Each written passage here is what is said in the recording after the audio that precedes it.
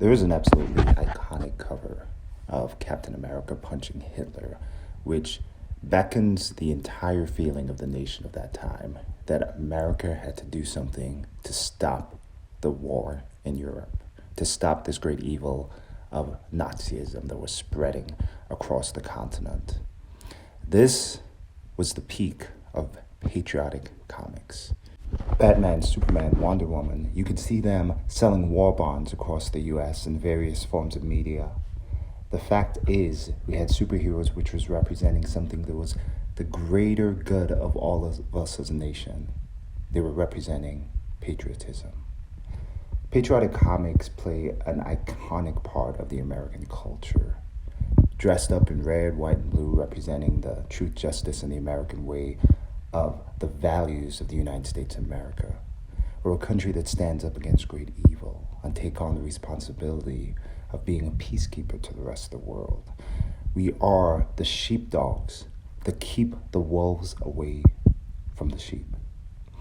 This is a true responsibility that the U.S. has taken on in its place in the world, and our superheroes represent the peak incarnation of such a value. Now, throughout the 1940s, patriotism was high. That remained through in the 1950s and 1960s as the U.S. took on a different type of war.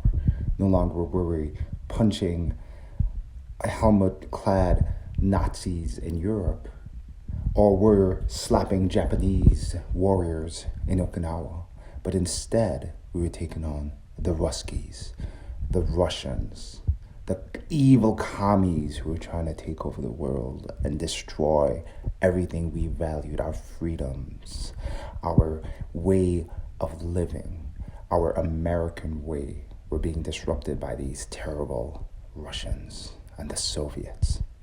There was the ever-present threat of nuclear war, because one thing we knew was that the Russians, they weren't like us. They did not value human life like we did in the U.S. No, instead, they were just evil mongrels of the earth. But things were a little bit different as things moved on. You see, in the 1970s and the 1980s, well up until the 1990s, there was also a bit of a counter-culture when it came to patriotism. So no longer was it Batman and Superman united against the evils of communism and Nazism, but instead, when we opened up the pages of The Dark Knight, we saw Superman as a shill for the U.S. government.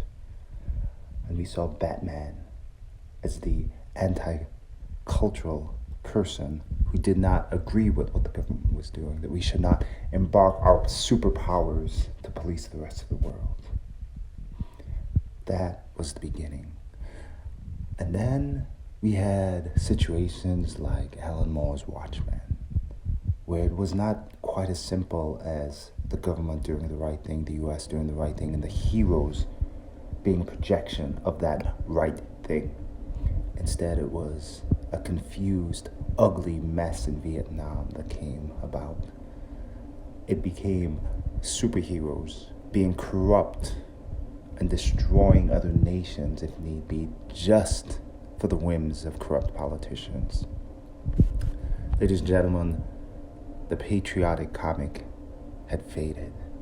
It was more interesting to turn the eyes on our own government and our own way of life than it was to fight the black and white, good versus evil war that we had done in the past. Until September 11th of 2001. You see, at that point, evil, extreme Islamic jihadists attacked the United States.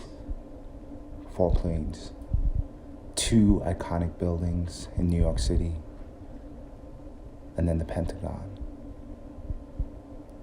The nation cried. The nation stood at a still moment. The silence was deafening in the sense that everything just came to a halt. All of a sudden, these evil Islamic extremists had taken their battle from the Middle East right into our own country. They were on the front porch of this nation, attacking. Now that evil had to be fought. And we saw something that we had not seen in perhaps decades. We'd walk around and we'd see American flags everywhere. We'd see people being patriots again. We would see Captain America take the battle to the Middle East to destroy those evil jihadists in their own country. And as the nation went back into war to defend this country, me among those ranks in the Marine Corps, patriotism had all of a sudden come back. The comics now for a short while represented truth, justice, and the American way, just like they did in the 1940s. It was a great time. Now, the patriotic character during this particular time was taken seriously. We looked at those values and we said, this represents us. These are the people we want to stand on the front lines. The superheroes who wear a mask that is not just a mask hiding their identities, but is a mask that represents the mask of truth, the mask of justice, the mask of the values that we bear as a nation. But those times have faded. Now it seems like the ultra-patriotic hero is seen as a goofball, as a mere satire to conservative values, to the American way itself. I think the way of the patriotic comic is going to go the way of the Western comic, the way of the space adventure comic, the way of the horror, the way of the romance, the way of the science fiction comic. In the sense that while it'll never completely go away, Captain America's always going to have that star that sits in the middle of his chest. Superman's always going to have that red cape, that blue costume, and that justice in his heart that carries our values. However, I don't know if we'll ever see that level of patriotism in the comics like we did after 9/11 or what we saw during World War II. And in a way, my heart breaks a little bit.